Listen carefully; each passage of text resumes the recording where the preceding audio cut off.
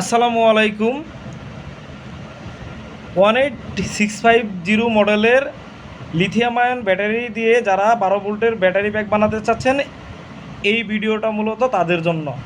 Battery bag বানাতে গিয়ে আপনারা টেনশনে পড়ে যান যে কোন ধরনের বিএমএস ইউজ করবেন, কত এম্পিয়ারের বিএমএস ইউজ করবেন। তো এখানে আছে 20 এম্পিয়ারের বিএমএস, এটা 25 এম্পিয়ারের বিএমএস। বিএমএস মূলত দুই ধরনের হয়ে থাকে, ইনহ্যান্স বিএমএস, ব্যালেন্স বিএমএস। তো ইনহ্যান্স বিএমএস মূলত ব্যালেন্স করতে পারে না। নতুন ব্যাটারি যারা কিনেন তাদের জন্য ইনহ্যান্স বিএমএস লাগাইলে চলবে, তবে ব্যালেন্স বিএমএসটাই ব্যবহার করা বেটার।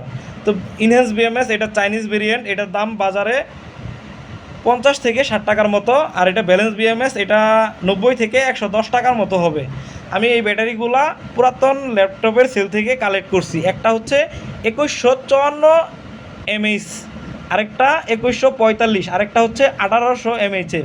এই ব্যাটারিটার তুলনায় এই ব্যাটারিটা প্রায় 350 এমএইচের মতো কম, প্লাস ইন্টারনাল রেজিস্ট্যান্সও তিনটাই একই রকম না। যেহেতু এইগুলা পুরাতন ব্যাটারি, সেই ক্ষেত্রে ইনহ্যান্স বিএমএস দিয়ে যদি আপনি এটা চার্জ করেন, দেখা যাবে এই ব্যাটারিটা দ্রুত সময়ের মধ্যে ফুল হয়ে যাবে।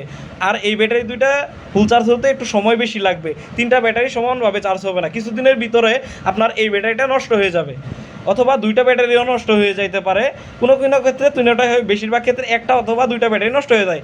সেই জন্য আপনারা ব্যালেন্স বিএমএস ইউজ করবেন। এটাতে দেখেন এসএমডি রেজিস্টার দেওয়া আছে, 101 মডেলের 3টা এসএমডি রেজিস্টার।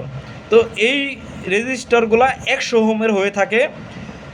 তাই এই ধরনের এই বিএমএসটা কী করবে, আপনার এই দুইটা ব্যাটারি যখন একটু সময় নেবে, তখন এই ব্যাটারিটাকে একটু স্লো চার্জিং দিয়ে আস্তে আস্তে ফুল করবে। তিনটা ব্যাটারি সমানভাবে ফুল করবে, আর ডিসচার্জের ক্ষেত্রেও তিনটা ব্যাটারি সমানভাবে ডিসচার্জ করবে। এই বিএমএসটা মূলত আপনার 12.6 ভোল্টে অটো কাট করবে, আর ডিসচার্জের সময় 9.2 বা 3 ভোল্টে আপনার ডিসচার্জ করবে। তো ভালো থাকবেন সবাই, ধন্যবাদ আপনাদেরকে। কথা হবে নেক্সট ভিডিওতে।